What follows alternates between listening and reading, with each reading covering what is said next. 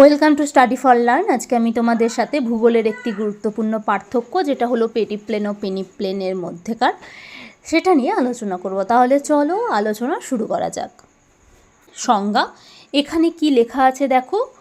পেনিপ্লেনের সংজ্ঞা হলো আর্দ্র অঞ্চলে স্বাভাবিক ক্ষয়চক্রের বার্ধক্য পর্যায়ে। এখানে স্বাভাবিক ক্ষয়চক্র বলতে পারো বা নদীর ক্ষয়চক্র মানেই তো স্বাভাবিক ক্ষয়চক্রটা তো নদীরই ক্ষেত্রে হয় 3টে স্টেজে। এটা আশা করি তোমরা সবাই জানো। তো তোমরা এখানে লিখতে পারো নদীর ক্ষয়চক্রের বার্ধক্য পর্যায়ে নদীর কার্যের ফলে যে বৈচিত্র্যহীন সমভূমির সৃষ্টি হয় তাকে পেনিপ্লেন বলে। এটা লিখবে তোমরা এখানে সংজ্ঞাতে। এরপরে দেখো পেডিপ্লেনে কি লেখা আছে। মরু অঞ্চলে উচ্চভূমির সম্মুখভাগে আবহবিকার জলধারা ও বায়ুর মিলিত কার্যের ফলে শিলাখণ্ড সঞ্চিত হয়ে যে বিস্তৃত সমভূমির সৃষ্টি করে তাকে পেডিপ্লেন বলে। এটা মনে রাখবে, আর্দ্র অঞ্চলে নদীর ক্ষয়চক্রে এটা দেখতে পাওয়া যায়। আর মরু অঞ্চলে উচ্চ ভূমির সম্মুখভাগে আবহবিকার ও বায়ু, আর এখানে যেহেতু মরুভূমিতে নদী কম থাকে তার জন্য এখানে জলধারাটাও তোমরা অল্প বিস্তর বলতে পারো। তো এখানে কি হচ্ছে, জলধারা ও বায়ুর মিলিত কার্যের ফলে যে সমভূমির সৃষ্টি হচ্ছে তাকেই পেডিপ্লেন বলছে। এটা কিন্তু মরুভূমি অঞ্চলে। 2 নম্বরে আছে দেখো অর্থ। এখানে কি লেখা আছে। পেনি একটি ল্যাতিন শব্দ যার অর্থ প্রায় এবং প্লেন শব্দের অর্থ হলো সমভূমি। অর্থাৎ পেনিপ্লেন শব্দটির অর্থ হলো প্রায় সমতল ভূমি বা সমপ্রায় ভূমি। পেডিপ্লেনে এখানে কি লেখা আছে দেখো। জার্মান শব্দ পেডি যার অর্থ পর্বতের পাদদেশ এবং প্লেন যার অর্থ সমভূমি। অতএব পেডিপ্লেন শব্দের অর্থ হলো পর্বতের পাদদেশ ভূমি। এবার দেখো 3 নম্বরে আছে আর্দ্র জলবায়ু অঞ্চলে পেনিপ্লেনের সৃষ্টি হয়। আর পেডিপ্লেনটা কোথায় সৃষ্টি হয় দেখে নাও তাহলে। শুষ্ক মরু বা মরুপ্রায় জলবায়ুতে। 4 নম্বরে আছে প্রকৃতি। এখানে কি বলা হয়েছে। পেনিপ্লেন মৃদু উত্তল প্রকৃতির হয়, পেডিপ্লেন কিছুটা অবতল প্রকৃতির হয়। 5 নম্বরে কি আছে দেখো প্রবক্তা। অর্থাৎ পেনিপ্লেন শব্দটির প্রবক্তা হলেন এলসি কিং, আর পেডিপ্লেন শব্দটির প্রবক্তা হলেন ডব্লিউ.এম. ডেভিস। 6 নম্বরে আছে সৃষ্টি। কি বলা হয়েছে দেখো এখানে। পেনিপ্লেন সাধারণত ডাউন ওয়াস্টিং এর ফলে সৃষ্টি লাভ করে, আর পেডিপ্লেন সাধারণত ঢালের পশ্চাৎ প্রসারণের ফলে সৃষ্টি লাভ করে। 7 নম্বরে আছে দেখো বিস্তৃতি। এখানে কি বলা হয়েছে।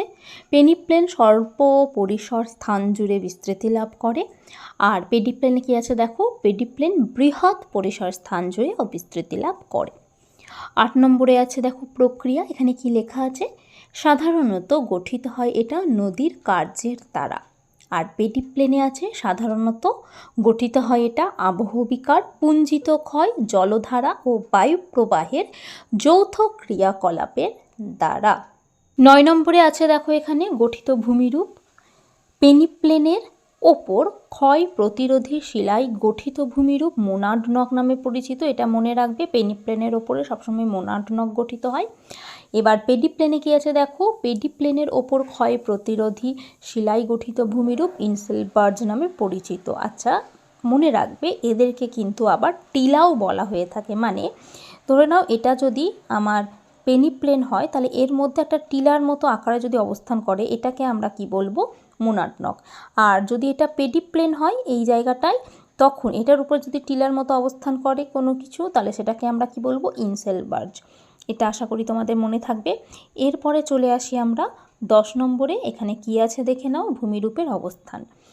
এখানে কি কি ভূমিরূপ দেখতে পাওয়া যায় দেখে নাও। পেনিপ্লেনে অশ্বক্ষুরাকৃতির হ্রদ, জলাভূমি প্রভৃতি ভূমিরূপের অবস্থান লক্ষ্য করা যায়। আর পেডিপ্লেনে ওয়াদি, প্লায়া প্রভৃতি ভূমিরূপের অবস্থান লক্ষ্য করা যায়। এবার দেখো এখানে পেনিপ্লেনের ছবিটা। একটা সমতল ভূমি আছে, সমতল ভূমির ওপরে নদী দেখো এখানে শাখা প্রশাখার মতো বিস্তৃত হয়ে যাচ্ছে। আর এখানে দেখো যে কালো কালো জায়গাগুলো দেখতে পাচ্ছ, মানে এই যে এই জায়গাগুলো দেখো, এই জায়গাগুলো অনেক ছোট ছোট এরকম এরকম কালো কালো রং হয়ে আছে না, এরকম এরকম করে। তাহলে এইগুলোকেই আমরা কি বলবো, মোনাড নক। তাহলে ছোট ছোট কালোর মতো যে জায়গাগুলো আছে সেগুলোকে আমরা কিন্তু মোনাড নক বলবো। এবার দেখো পেডিপ্লেনটা কি হচ্ছে।